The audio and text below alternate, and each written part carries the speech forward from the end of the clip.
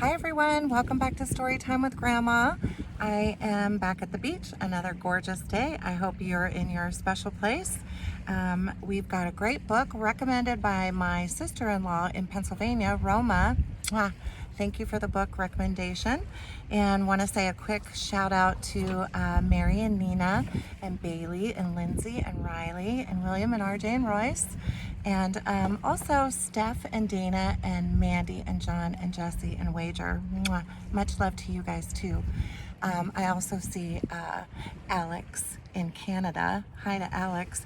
And my friend Ange in Pennsylvania wanted me to shout out to Eli and his mom Maddie. We have got a special book for you next week, but hello to Germany, to our friends in Germany.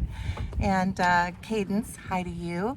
And Aubrey, good to see you. And Cam and Graham.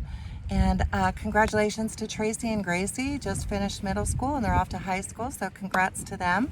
And hello to Henry and Logan and Kate and Peyton and Harley and Piper and all my friends at Children's Hospital. Hope you guys are getting stronger and stronger every day and fighting and healing and knowing that we're praying for you and thinking about all of you. And of course to my family, Avi and baby Maya and Alexa and Zelia and Sila. Love to you. Mwah. So let's jump in. Roma's book this week is called Harold and the Purple Crayon. And maybe some of your parents, because this book is now 65 years old, maybe you have grandparents or aunts or uncles or sisters or somebody that remembers this book. Harold and the Purple Crayon is what we're going to read today. So let's jump in and see what Harold and his purple crayon are all about. Let's see. One evening, after thinking it over for some time, Harold decided to go for a walk in the moonlight.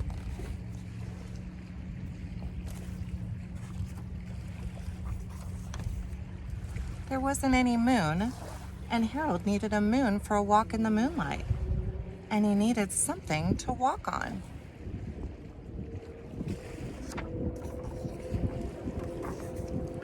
He made a long, straight path so he wouldn't get lost, and he set off on his walk, taking his big purple crayon with him. Grandma, all she could find this today was a purple marker, but symbolic.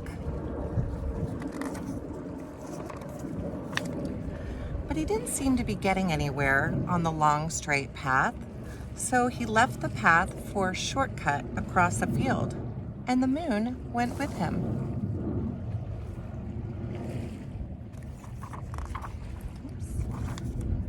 The shortcut led right to where Harold thought a forest ought to be. He didn't want to get lost in the woods, so he made a very small forest with just one tree in it.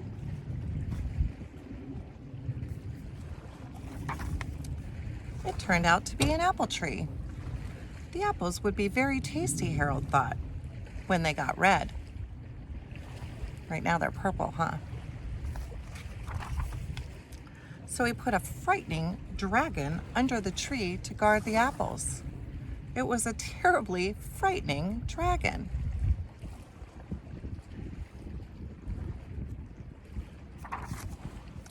It even frightened Harold. He backed away. His hand holding the purple crayon shook. All the squiggly lines he's starting to make. Suddenly, he realized what was happening. But by then, Harold was over his head in an ocean.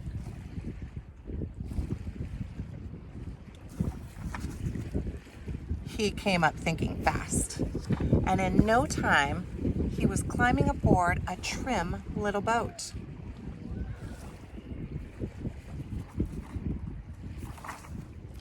He quickly set sail, and the moon sailed along with him.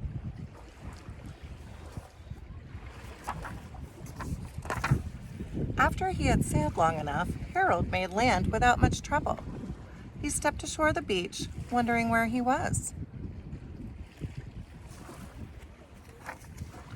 The sandy beach reminded Harold of picnics, and he thought of picnics, and that made him hungry. So he laid out a nice, simple picnic lunch.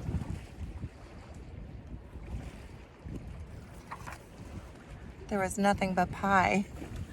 But there were all 9 kinds of pies that Harold liked best. I bet apple pie is one of them, maybe a cherry pie. When Harold finished his picnic, there was plenty left. He hated to see so much delicious pie go to waste. So Harold left a very hungry moose and a deserving porcupine to finish it up. And off he went looking for a hill to climb to see where he was.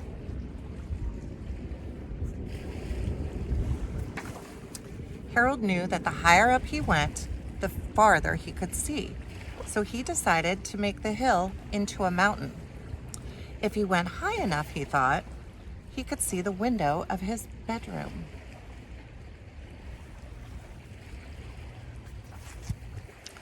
He was tired, and he felt he ought to be going to bed. He hoped he could see his bedroom window from the top of the mountain.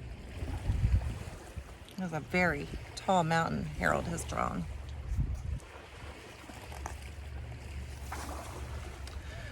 But as he looked down over the other side, he slipped.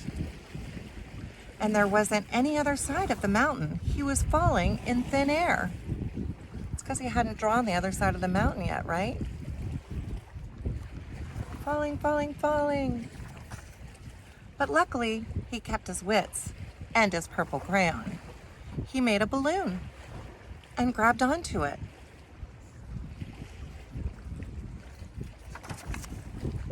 And then he made a basket under the balloon, big enough to stand in. He had a fine view from the balloon, but he couldn't see his window. He couldn't even see a house. So he made a house with windows, and he landed the balloon on the grass in the front yard.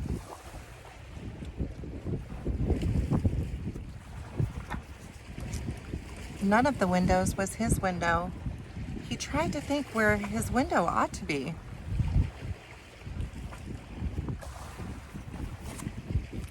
He made more windows. He made a big building full of windows. He made lots of buildings full of windows. He made a whole city full of windows. My goodness. See the moon still tucked back there? But none of the windows was his window. He couldn't think where it might be.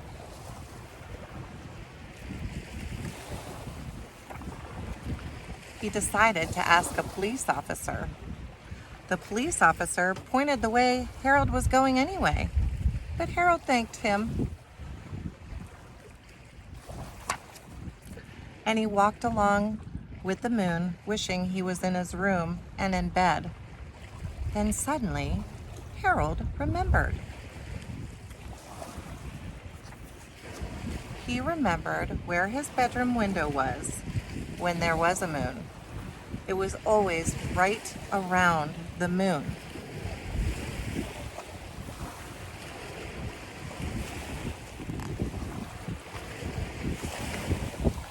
And then Harold made his bed. He got in it and he drew up the covers. The purple crayon dropped on the floor and Harold dropped off to sleep. And that's the end of this week's book. Harold and the Purple Crayon by Crockett Johnson. And that was recommended to us by Roma in Pennsylvania. So thank you again to Roma, and thank you to all of you.